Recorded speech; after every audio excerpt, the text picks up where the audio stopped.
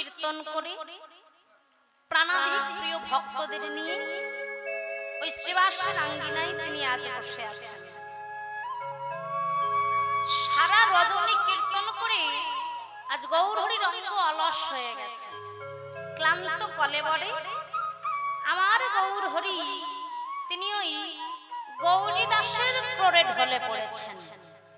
গৌরী দাস কেন? গৌরহরির কি আর কোনো ভক্ত ছিল না মা? হ্যাঁ, গৌরহরি সারা রজনী ভক্ত সঙ্গ সুখ পেয়ে কীর্তনে নেচে গিয়ে আজ ভোরবেলা অলস দেহে গৌরী দাসের ক্রোড়ে কেন ঢলে পড়লেন? গৌরহরির আর কোনো প্রাণাধিক প্রিয় ভক্ত ছিল না? বলছে হ্যাঁ ছিল। তাহলে গৌরী দাস কেন না? বলছে সেই তো গৌরী দাস। কে গৌরী দাস? যার বদন দেখলে রাধা ভাব জাগে মনে। ও যে বৃন্দাবনের সুবল সখা, আজ কলিযুগে নাম ধাম ভেদে হয়েছে গৌরী দাস। তাহলে গৌরী দাস কে না? বৃন্দাবনের সুবল সখা।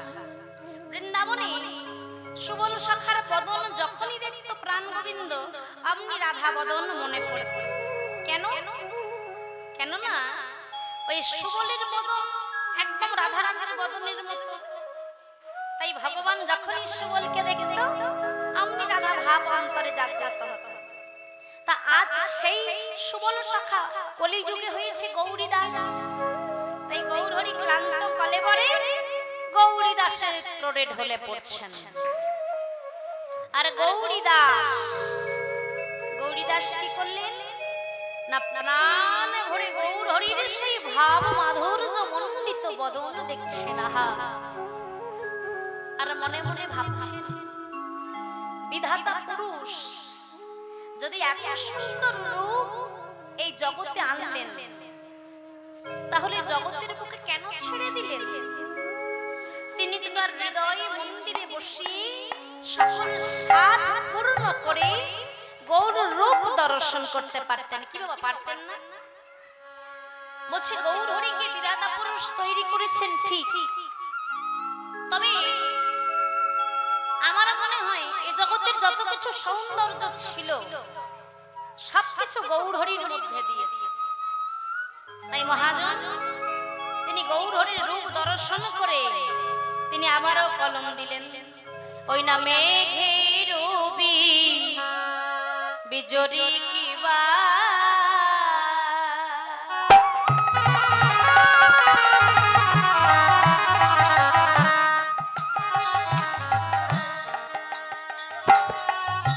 আজ ছানিয়া যা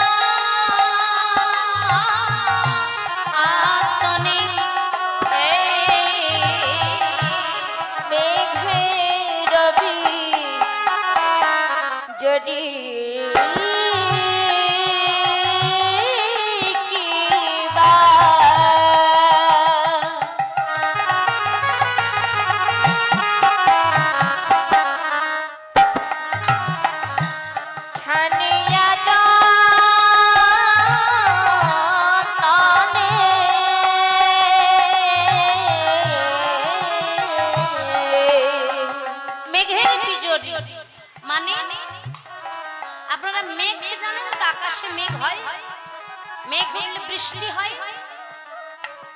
সেই মেঘের বিজরি, বিজরি মানে বিদ্যুৎ। দেখবেন ক্ষণিকের মধ্যে হঠাৎ করে আকাশটাকে জগৎটাকে আলোকিত করে ক্ষণিকের মধ্যে মিলিয়ে যায়। তাই সেই বিদ্যুৎকে বলছে মেঘের বিজরি কিবা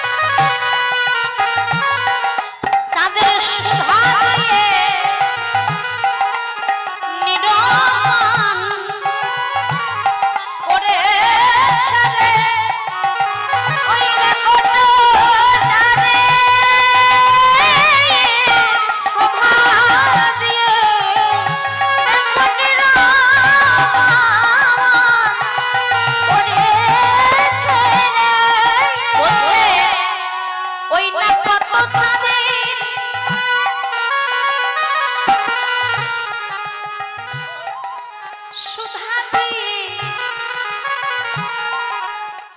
আমার আমার আমার গৌর হরি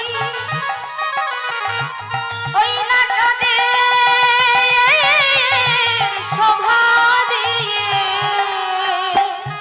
আমার আমার গৌর হরি ওই কত চাঁদে সুধা দিয়ে আমার আমার গৌর হরি কত চাঁদের সুধা দিয়ে আমার আমার গৌর হরি কত চাঁদের সুধা দিয়ে আমার আমার গৌর হরি কত চাঁদের সুধা দিয়ে আমার আমার গৌর হরি কত চাঁদের সুধা দিয়ে আমার আমার গৌর হরি কত চাঁদের সুধা দিয়ে আমার আমার গৌর হরি কত চাঁদের সুধা দিয়ে নির্মাণ করেছে। বলছে কি না মেঘের বিজলি কিবা ছানিয়া যতনে কত সুধা দিয়া বিধি কইল নিডমানে। অর্থাৎ মেঘের যে বিদ্যুৎ মালা সেই বিদ্যুৎ যখন এই পৃথিবীতে এসে পড়ে ক্ষণিকের মধ্যে এই জগৎটাকে আলোকিত করে চলে যায়। কি বাবা তাই না? মহাজন বললেন গৌর হরির রূপ দেখে মনে হয় ওই একটি নয় দুটি নয়, মেঘের বিজলি যত ছিল সবকিছু একত্রে ছেনে এই এত সুধা দিয়ে সুধাকর গৌর হরির রূপ তৈরি করেছেন। এত সুন্দর রূপ না হলে এই জগতের বুকে কেমন করে তৈরি হতো? কত চাঁদের সুধা দিয়ে এই গৌর মূর্তি সৃষ্টি করেছেন। আজ আমার গৌর হরি সারা রজনী কীর্তন করে গৌরীদাসের প্ররে যেই না ঢলে পড়েছেন অমনি প্রভু আমার অলস দেহে ঘুমিয়ে পড়েছেন। প্রভু আমার ঘুমিয়ে পড়েছেন। সেই গৌর হরির বদন পানে সবাই তাকিয়ে আছে। গৌর হরি সেই বদন দেখলে মনে হয় যেন গৌর হরি সদা আনন্দময়, তিনি হাসছেন। কেন না যে পরম সুখে গৌরীদাসের প্ররে ঘুমিয়ে আছেন, পরম শান্তির ঘুম ঘুমাচ্ছেন আজ গৌর হরি। এই গৌর হরি বদন সদা আনন্দময়। গৌর হরিকে নিয়ে চৈতন্য চরিতামৃতে ডক্টর প্রবোধানন্দ গোস্বামী পাদ তিনি বলেছেন আনন্দ লীলাময় বিগ্রহায়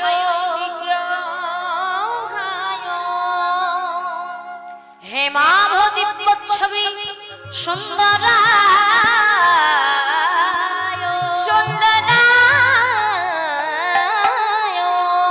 তস্মৈ মহাপ্রেম রস প্রদায় চৈতন্য চন্দ্রায় নমো চৈতন্য চন্দ্রায় নমো নমো আনন্দ লীলাময় বিগ্রহায়। অর্থাৎ গৌর হরি সদা আনন্দময়। যেই তার বদন দেখবে তার মনে আনন্দ জাগবে। গৌর হরির বদন একবার যে দেখবে তার মনে আনন্দ জাগ্রত হবে। কেন না কেননা গৌর হরির বদনটাই তো আনন্দময়। আচ্ছা মাগো বলছে আনন্দময় যদি গৌর হরি হলো, গৌর হরিকে দেখে যদি আনন্দ মনে জাগ্রত হলো, তাহলে আনন্দ কত প্রকারের হয়। বলছে এই জগতে যতজন মানুষ আছে, যত রকমের মানুষ আছে, তত রকমের আনন্দ। গীতাতে ভগবান এই আনন্দকে তিন ভাগে ভাগ করেছেন। গীতাতে ভগবান পরমাত্মা নারায়ণ সেই আনন্দকে তিন ভাগে ভাগ করে গেছেন। যেমন দেখবেন কোন এক ব্যক্তি একাদশী একাদশীর দিন সারাদিন একাদশী করে সন্ধ্যাবেলা খোল করতাল সহযোগে গৌর হরির নাম কীর্তন কৃষ্ণ ভজন করে যখন রাত্রে গৃহে ফিরছে তাকে জিজ্ঞাসা করবেন, এই যে বাবাজি আপনি সারাদিন একাদশী করে কিছু সেবা না করে, জল পর্যন্ত সেবা না করে এই খোল করতাল সহযোগে এই করে নেচে এলেন, ক্লান্ত কলেবর আপনি কি আনন্দ পেলেন? দেখবেন সে বাবাজি বলবে, আমি এক প্রকারের আনন্দ পেয়েছি বাবা, সে আনন্দ ভাষায় প্রকাশ করা যায় না। আবার দেখবেন এই জগতে এমন মানুষ আছে যিনি সারাদিন রাজভোগে থাকেন, মানে এসি গাড়ি, এসি বাড়ি, ভালো ভালো দামি দামি খাবার, দামি দামি জামা কাপড়, পায়ে হেঁটে কখনো ঘোরেন না। তাকে জিজ্ঞাসা করবেন, এই যে ভাই তুমি যে রাজকীয় ভাবে থাকো তুমি কি আনন্দ পাও? সে বলবে এক প্রকার সুখ পাই। তা তুমি সুখে আছো, যাদের ঘর বাড়ি নেই, টাকা পয়সা নেই, এসি ঘরে থাকে না, দিনান্তে দুবেলা আহার করে, তারা কি কেউ সুখে নেই? সে বলবে দেখো ওসব আমি বুঝি না, তবে আমি এই সব করে এক প্রকার আনন্দ পাই, সে তুমি বুঝবে, সে তুমি বুঝবে না, আমি এক প্রকার আনন্দ পাই। আবার এই জগতে এমন কিছু মানুষ আছে দেখবেন এই সকাল হলে একটা বোতল পেলেই খুশি, সকাল হলে একটা বোতল পেলেই খুশি, বোতল নিয়ে চলে যাবে নর্দমার ধারে, সেবা করে সারাদিন পড়ে নর্দমার কাদা মাটি মেখে যখন সন্ধ্যায় ঘরে ফিরবে চৈতন্য প্রিয় তাকে জিজ্ঞাসা করবেন, আচ্ছা ভাই তুমি তুমি পাও স্ত্রী পুত্র সংসার পরিত্যাগ করে এই নেশা করে পড়ে থেকে তুমি কি সুখ পাও? দেখবেন সে বলবে আমি এক প্রকার আনন্দ পাই, আনন্দ না পেলে কি আর আমি যাই? কি তাই না? গীতাতে ভগবান আনন্দকে তিন ভাগে ভাগ করেছেন। যেমন যে ব্যক্তি ওই যে দেখবেন একাদশী করে যিনি সারাদিন ভগবানের সেবা করলেন, তার আনন্দটাকে ভগবান বলেছেন সাত্ত্বিক আনন্দ। আর যিনি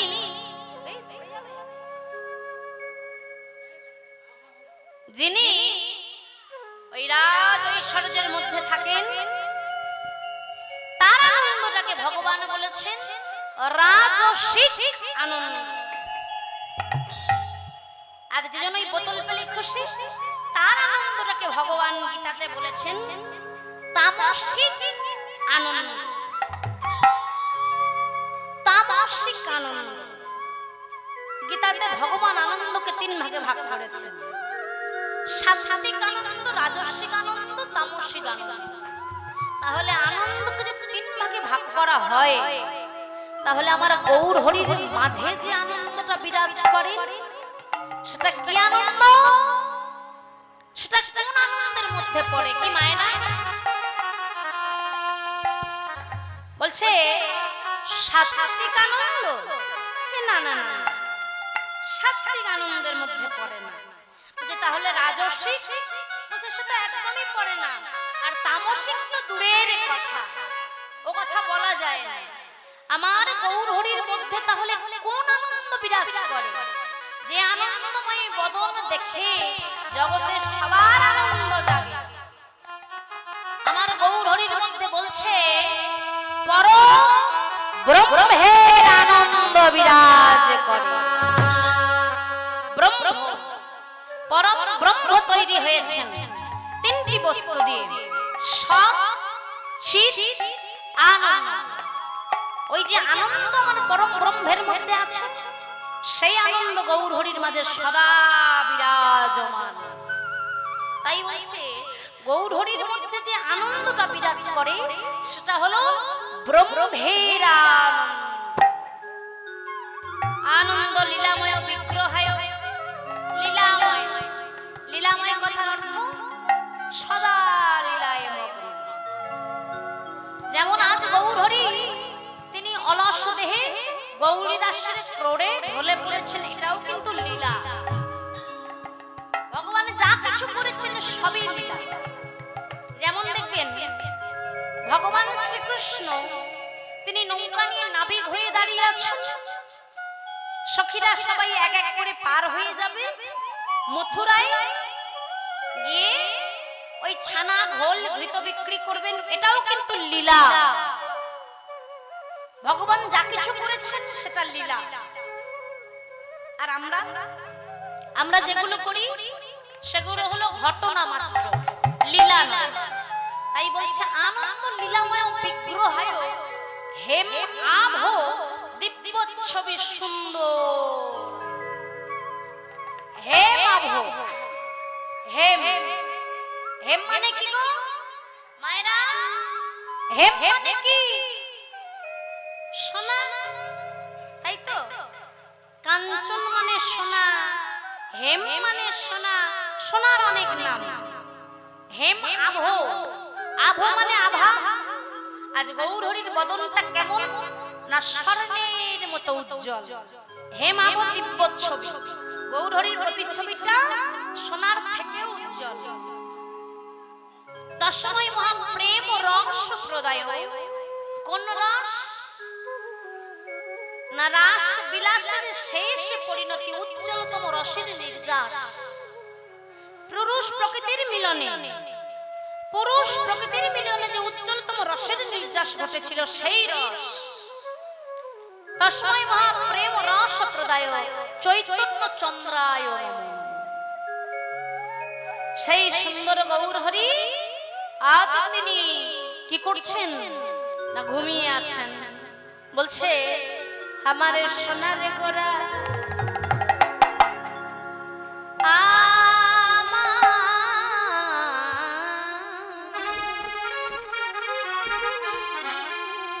আমার সোনার গোরা এসেছে গো এই সোনার নদিয়া। আমার সোনার গোরা এসেছে গো সোনার নদিয়া। সোনার গোরা এসেছে গো সোনার নদিয়া।